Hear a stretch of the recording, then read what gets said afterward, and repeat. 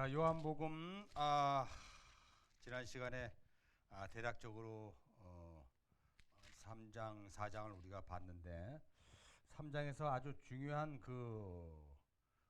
교리가 하나 있기 때문에 여러분과 다시 한번 살펴보려고 해요. 우리가 요한복음에서 가장 중요한 핵심적인 성구를 찾으라 그러면 아마 3장 16절일 것입니다.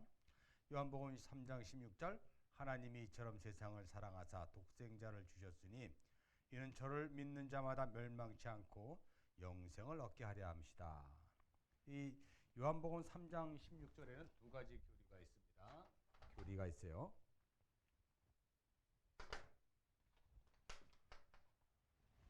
자, 지난 시간에 했지만은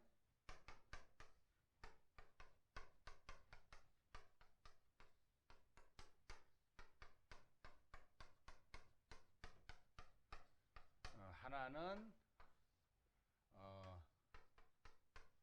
내어줌의 교리. 이 내어줌의 교리가 하나 있고요. 또 하나는 보내심의 교리.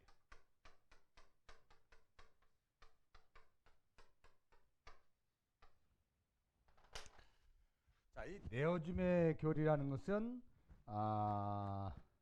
하나님께서 죄인들을 위하여 자기 아들을 내어주셨다라는 내용이죠. 로마서 8장 32절 한번 봅시다. 이 내용은 성경을 보면 알 수 있는 거니까요.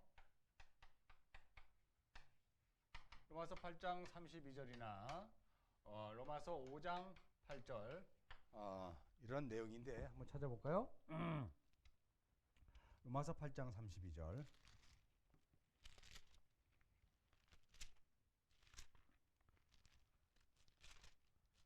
자, 8장 32절 찾으셨으면 우리 읽겠습니다. 자기 아들을 아끼지 아니하시고 우리 모든 사람을 위하여 내어주시니가 어찌 그 아들과 함께 모든 것을 우리에게 은사로 주지 아니하시겠느냐. 이게 바로 내어짐의 교리예요. 그 자기 아들을 아끼지 아니하시고 우리 모든 사람을 위하여 내어주신 그 하나님께서 어찌 아들과 함께 모든 것을 우리에게 내어. 아들이 그 위의 세상에서 이 땅에 아래 세상으로 내려오면서 그 위의 것들에 대한 것들을 다 주셨잖아요. 그런 것들이 이제 내어짐의 교리라는데, 내어짐의 교리의 가장 핵심이 뭐냐면 5장 8절 한번 볼까요? 로마서 5장 8절. 우리가 아직 죄인 되었을 때 그리스도께서 우리를 위하여 죽으심으로 하나님께서 우리에게 대한 자기의 사랑을 확증하셨느니라. 이 내어짐의 교리에 대한 가장 확실한 것은 하나님의 사랑이다.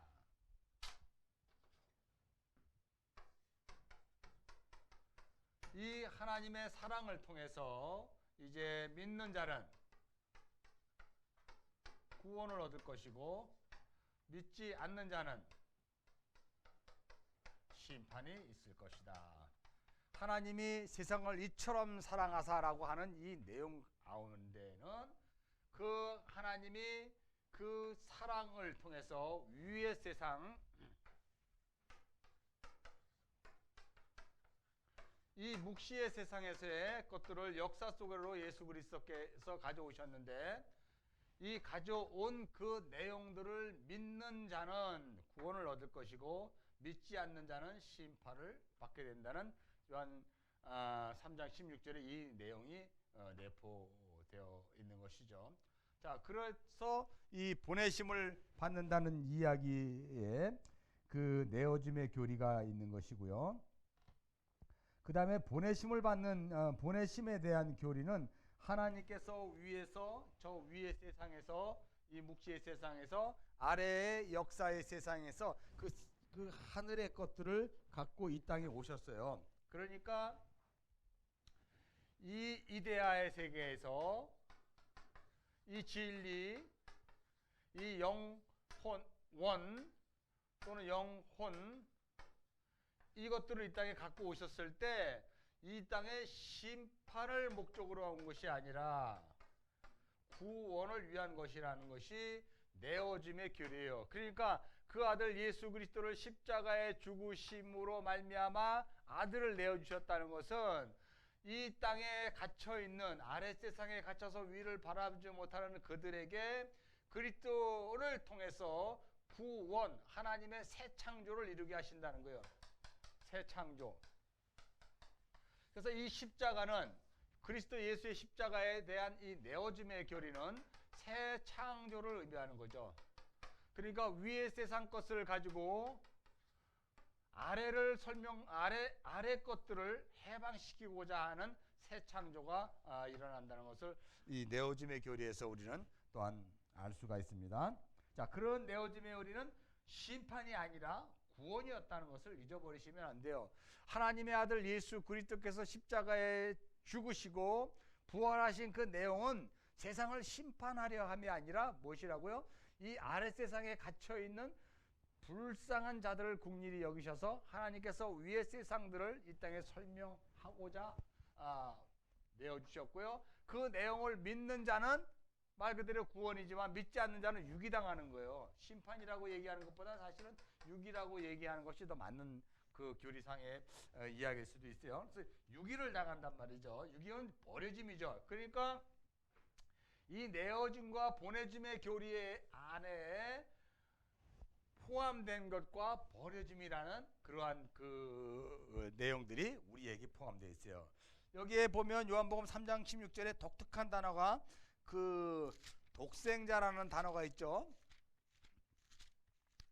자, 그래서 하나님이 그 아들을 세상에 보내신 것은 세상을 심판하게 하시며 이렇게 얘기하면서 그 아들을 독생자 예수 그리스도라고 얘기해요. 독생자라는 말은 모노게네스라는 단어를 사용하는데요. 그거는 어떤 뜻이냐면 그냥 아들 중에 하나가 아니라 유일무이한 아들이었다는 거예요. 하나님, 성부 하나님에게 있어서 가장 소중한 그 아들, 이 세상에 둘도 없는 딱 하나 있는 그 아들, 그것을 모노게네스 그래요. 가장 귀한 것이죠.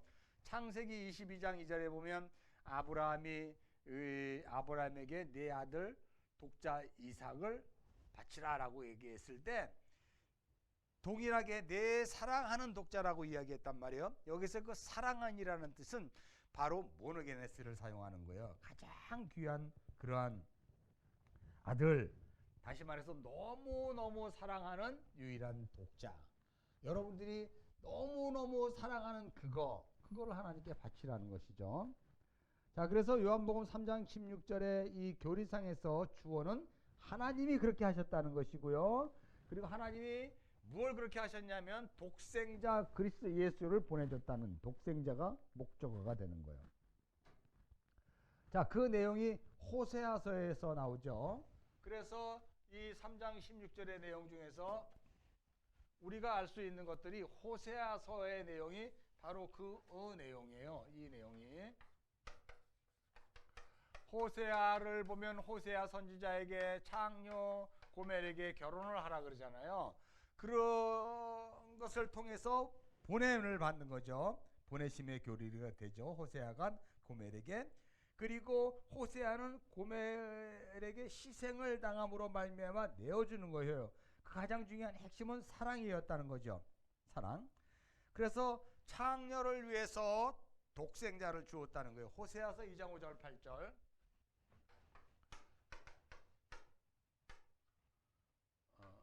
이 내용이 내어짐의 교리에 대한 내용이에요. 창녀를 위해 독생자를 주다 이런 뜻이죠. 호세아서 3장에 보면은 은 30냥의 속전으로 고멜을 다시 사오는 내용을 통해서 우리가 알 수가 있고요. 우리가 많이 오해할 수 있는 부분 중에 하나가 요한복음 3장 16절에서 세상입니다. 세상. 하나님이 세상을 이렇게 사랑하사라고 해서 이 세상은 과연 어떤 세상이냐? 세상의 불특정 다수냐 아니면 전체냐? 이런 것의 교리적인 문제가 나오긴 하는데요. 이 세상은 코스모스라는 단어를 사용하죠. 이 세상이 아버지께서 세상에서 주신 그 세상을 이야기하는 거예요. 자, 요한복음 17장 6절에서 9장 한번 봅시다.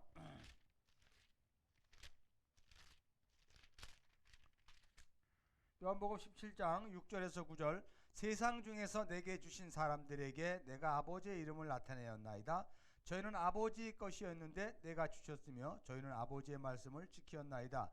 지금 저희는 아버지께서 내게 주신 것이 다 아버지께로서 온 것인 줄 알았나이다. 나는 아버지께서 내게 주신 말씀들을 저희에게 주었사오며 저희는 이것을 받고 내가 아버지께로부터 나온 줄 참으로 아오며 아버지께서 나를 보내신 줄로 믿었사옵나이다. 내가 저희를 위하여 비옵나니 내가 비옵는 것은 세상을 위함이 아니요 내게 주신 자들을 위함이니 저희는 아버지의 것이다.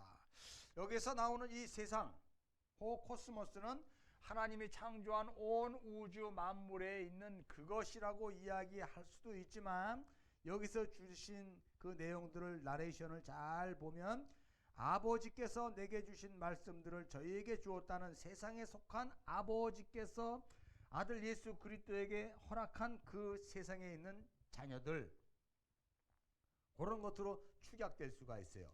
15장 우리 또 19절 한번 봅시다. 요한복음 15장 19절 너희가 세상에 속하였으면 세상이 자기 것을 사랑할 터이나 너희는 세상에 속한 자가 아니요 도리어 세상에서 나의 택함을 입은 자인 고로 세상이 너희를 미워하느니라 라고 하는 세상이 두 개를 이야기하고 있죠. 하나님의 백성들을 미워하는 그 세상, 그리고 그 세상을 통해서 이제 구원받는 또 다른 세상으로 가야 할 자들. 여기서 세상이라는 것은 온 모든 것들을 이야기하는 것이 아니라 하나님께서 이렇게 보내시고 내어짐의 교리를 통해서 이제 유기당한 자가 속한 세상도 있고 그 다음에 선택된 자가 속한 세상도 있다는 이 포괄적인 코스모스 세상이라는 것을 우리는 알 수가 있습니다. 자, 요한복음 3장 16절을 이렇게 두 가지의 교리가 중요하다는 것을 여러분 잘 기억하시고요. 요 내용들이 호세아서에 있는 내용들과 연결 매치가 되면 요한복음 3장 16절을 우리가 잘 풀 수가 있습니다. 자, 그리고 우리가 요한복음 3장 16절 이후에 뒤에 이제 또 세례 요한에 대한 그 이야기가 쭉 나오지 않습니까? 거기에서 우리 세례 요한에서 중요한 내용은 그는 흥하고 나는 망하여야 하리다라는 그 이야기가 있어요. 우리가 알다시피 독생자를 보낸 이유는 저를 멸망치 않고 구원받게 하려 합니다라는 요한복음 3장 16절의 이 두 교리를 통해서 우리가 보았는데 그것을 증거하기 위해서 그 뒤에 세례 요한의 이야기를 이렇게 갖다 붙여놓은 것을 우리가 성경에서 볼 수가 있습니다. 자, 여러분, 만일 하나님께서 독생자, 하나님의 가장 유일무이한 가장 귀한 그 아들을 만일 보내지 않았다면 이 세상 자체는 뭐예요? 다 멸망이라는 것이죠. 그것이 요한복음 3장 16절에서 이야기하고 있는 멸망도 되지만 그 멸망의 세상에 뭐가 뿌려져요? 구원이 떨어진 거예요. 멸망의 세상에서 구원이 떨어진 거예요. 그러니까 멸망이라는 것은 아래 세상에서 갇혀 있단 말이죠. 아래 세상 자체는 원래 멸망이에요. 그러나 이 윗세상은 영생이잖아요. 이 갇혀있는 세상에 영생이 찾아온 거죠. 빛으로 찾아온 거예요. 그래서 요한복음에서 빛 이렇게 이야기하고요. 그 빛은 그 사람 속에 거하니까 말씀이 돼버리고 창조하게 된 것이죠.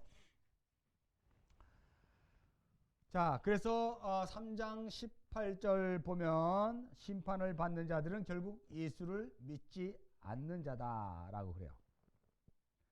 자, 그러므로 그 믿지 않는 자들이라는 이야기는 구원은 오직 하나님으로부터 주어진다는 것을 믿지 않고 자기들의 힘과 노력으로 행하는 모든 자들이 바로 믿지 않는 거예요. 그러니까 요한복음에서 얘기하는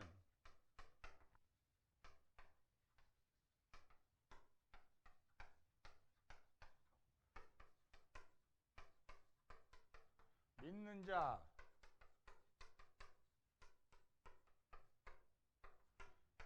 자, 믿지 않는 자는 그 아들 독생자 모노게네스를 보내는 것을 심판이 아닌 구원을 하려 하시는 위의 세상, 위의 그 이데아, 그 진리를 아는 자들, 이 진리를 아는, 진리를 믿는 자, 그리스도 예수의 십자가의 죽으심, 그리고 믿지 않는 자들은 그 아들 예수 그리스도의 행하심을 믿지 않는 자들이라는 것으로 이제 이야기하고 있거든요. 그래서 믿음이라고 이야기할 때 이것은 자기가 근거가 되는 거예요. 그래서 행함을 갖게 되고요. 자기의 지식을 근거로 되는 거죠.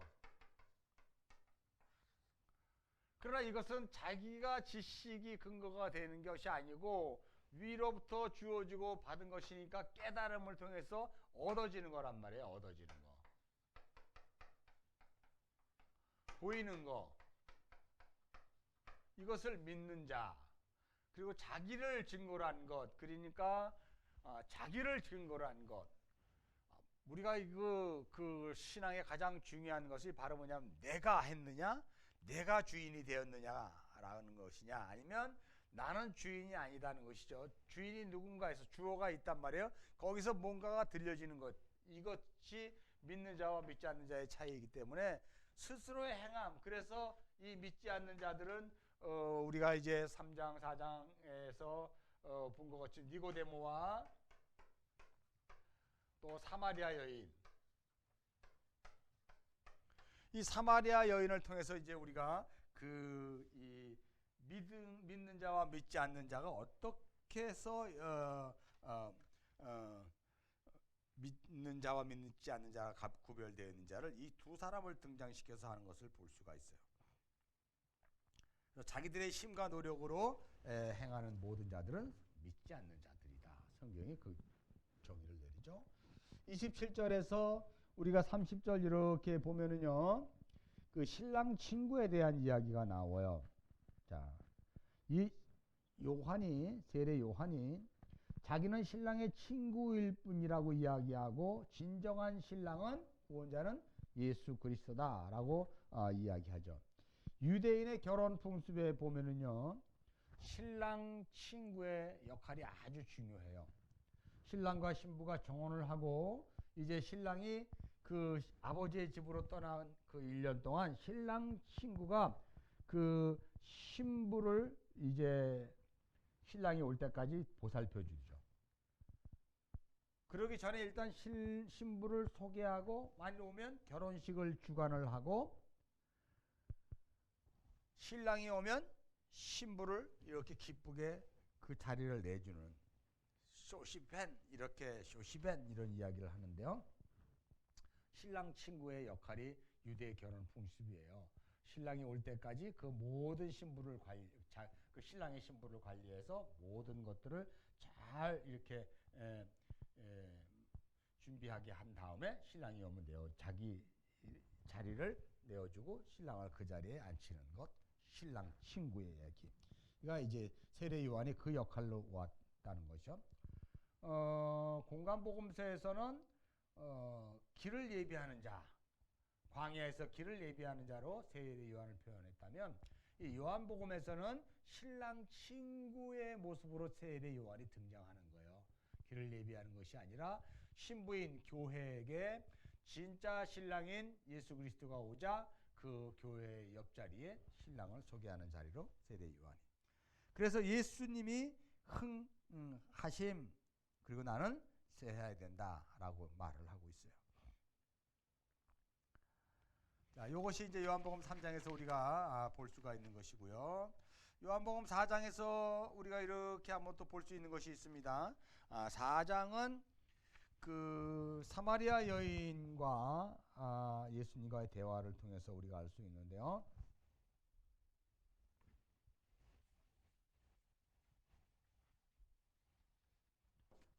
이 4장의 그 나레이션을 우리가 이렇게 한번 보면은요, 물이 주제가 돼서 예수님과 사마리아 여인이 대화를 해요. 그 다음에 어디로 발전하냐면 남편에 대한 이야기를 이렇게 하게 되죠. 그 다음에 남편에 대한 이야기가 이렇게 쭉 있다가 갑자기 예배에 대한 이야기를 해요. 그 예배라는 이야기가 있다가 그 다음에 이제 제자들이 찾아오죠. 제자들이 먹을 것을 사가지고 오셔서 라삐어 드십시오라고 했을 때 내 먹을 양식이 있다고 얘기하고 바로 추수에 대한 이야기로 이제 요한복음 4장이 얘기해요.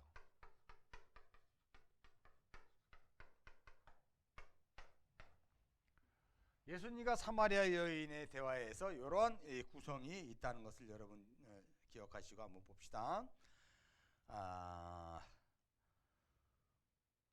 요것이 어떤 표적에 등장하고 있단 말이에요? 가나의 혼인잔치. 첫 번째 표적.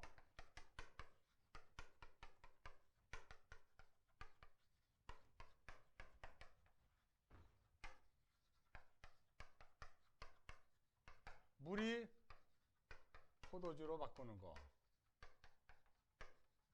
물을 포도주로 바꾸는 가나안 혼인 잔치의 그 표적에 대한 사인으로 지금 이렇게 이제 4장에 대한 내용이 기록되고 있단 말이죠.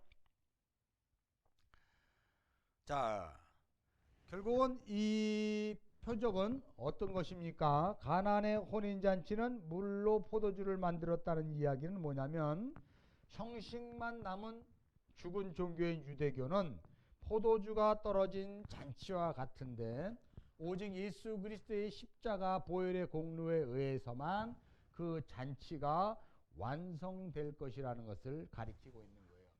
그러니까 가나안의 혼인잔치는 결국 그리스도 예수의 십자가 부활, 십자가로 완성될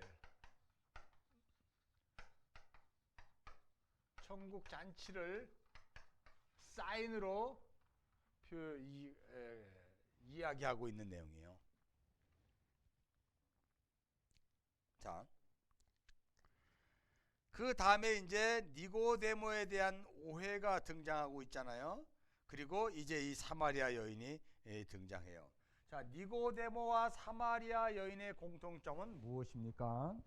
이 아랫 세상에 갇혀 있으므로, 다시 말해서 율법. 니고데모는 율법의 대선생이었고 사마리아 여인은 율법을 알지 못하는 이 유대인이 개 취급하는 이방 여인이었단 말이에요. 이 최고와 최저, 최고와 가장 낮은 자리에 있는 여인을 등장해서, 그죠? 세상을 이처럼 사랑하사라고 하는 것에 전부를 다 포함시키는 거죠.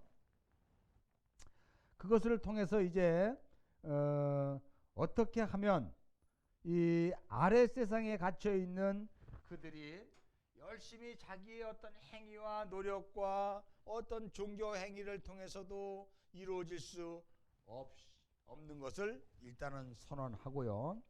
그러므로 인해서 요한복음 3장 16절에서 말한 것처럼 구원은 이제 독생자 그리스도 예수를 내어 주심으로 말미암아 그 보혈이 그 유대에 있는 이 빈 항아리, 물의 빈 항아리가 있잖아요.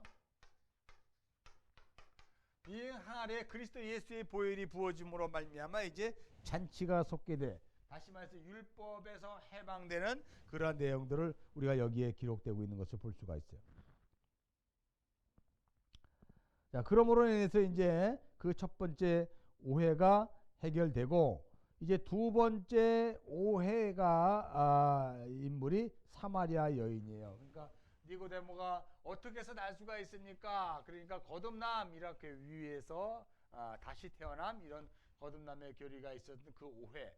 그러니까 여러분 요한복음은 표적, 그 다음에 이것이 오해, 다음에 이것을 강화라고 해서 이걸 풀어준다 그랬잖아요. 그러니까 첫 번째 표적, 첫 번째